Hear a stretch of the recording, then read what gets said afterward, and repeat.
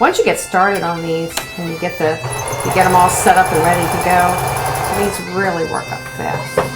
Hi, my name's Laurel, and this is my friend Lenny, and we're here to talk to you today about making red, white, and blue string quilt blocks. The finished block will end up looking like this, and we use the red, white, and blue fabrics because we make these blocks to put together for Quilts of Valor. The supplies that you need are fairly simple and easy. You need a 9-inch square muslin foundation block, good quality white cotton strips, which are 2 inches wide by 13 to 14 inches long. It can vary a little bit. You need a washable glue stick, which is going to be used to glue the fabric strip to your foundation. You need red, white, and blue strips of fabric. Now these can be of varying widths and varying lengths, but they don't all have to be the same. And I think it makes it more interesting if you have the different widths to put together for the blocks. You need a rotary cutter, an 8.5-inch square to trim your blocks. We happen to have a rotary cutting board, which makes it easier to trim the blocks, an ironing board and an iron, and we also have an extra fine point Sharpie, which we use to either sign the blocks or date them or to write a message on them. These are included in our Quilts of Valor blocks. Here we have the 9-inch muslin foundation block. It doesn't have to be expensive muslin. The inexpensive muslin will work just fine because it is being used for the foundation. And you never see it anyway when you're finished. We have our strip of white fabric, and we do use quality white cotton for this, and we use plain cotton because we want people to sign it or to write messages. So we're going to put a strip of glue right down the center of this cotton, and I'm going to place it diagonally on the block, and I'm just eyeballing it so that we're centering it in the center of this muslin block. So this is what it's going to look like when you glue it down. These corner points will end up in the center of this white strip. The reason we're gluing it is to hold it in place when we begin stitching. And this glue washes out. Even though it looks purple right now because that's the color coming out of the glue stick, you'll never see that. It dries clear.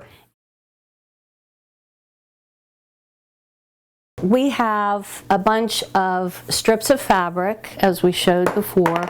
They're all different widths, and we're going to start sewing these strips of fabric onto the foundation, and we're going to do the red side first. So you're going to pick your red colors. Lenny's going to place this red strip raw edge to raw edge. Begin your stitching just a little bit before the foundation piece. And after you sew down this edge, you can stop once you've gotten to just a little bit past that foundation piece. Now I've set my stitches at a little smaller than normal, and the reason for that is just to make sure that none of these stitches pull out later as we're putting the quilt together. So we just line up those edges, stitch down one side. Once we get this sewn, we're going to press it open. So that we're going to open this, and we're going to gently press it open. This just keeps everything in line, and it helps it lay flat, and it also helps to ensure that you don't have a lot of wrinkling or anything on the back. Now if you're not near your iron, you could also take your fingers and just run your finger down it several times and finger press it flat as well. You don't need to cut off these tails because eventually the entire block is going to be trimmed down, and all this extra that's hanging off will come off at that point. Just choose your next strip and repeat the process. You lay it face down, right sides together, align the edges, begin your stitching a little bit before the foundation piece, and stitch down the side with your 1/4 inch seam allowance again. Next step is to take your next red strip, and you're going to repeat the same process.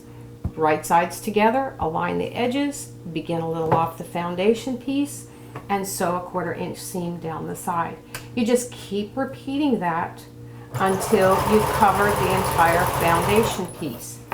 We're going to need to add another little piece here, but if there were only just a little tiny corner of that foundation piece left, you might want to see if you can skip sewing the next piece on, because when you trim this down, you're going to get rid of that anyway. And one more strip and we're going to be done with the red. Now that we've finished all the red side, turn the block over and we're going to place our blue strips just like we did the red. Right sides together, align the edges, start a little off of the foundation just before it, sew down the side until you sew just a little past the end of the foundation piece. If you were to pick one and you notice that it doesn't, maybe it's just a little bit short, save it for the next one because it gets shorter as you go out. We still need to add one more to finish covering the foundation, but we're almost done. So as you can see, it looks a mess right now with all these strings, and that's exactly why it's called a string block. The foundation is under there, but we've sewn all the strips on. So the next thing we're going to do is we're going to set the quilt down. And I like to do it from this side because I can see where the foundation is.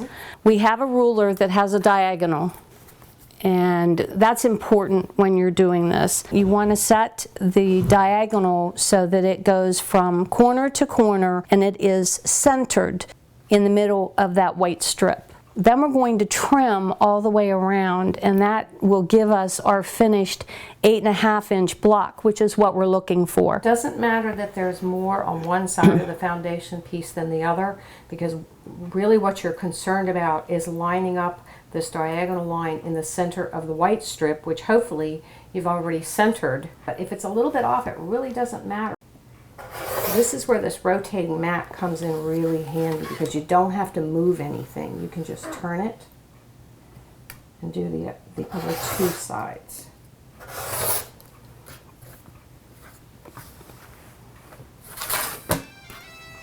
And there's your completed string block. It's just waiting for a signature or a message and to be added to the other 71 to be put into a Quilt of Valor.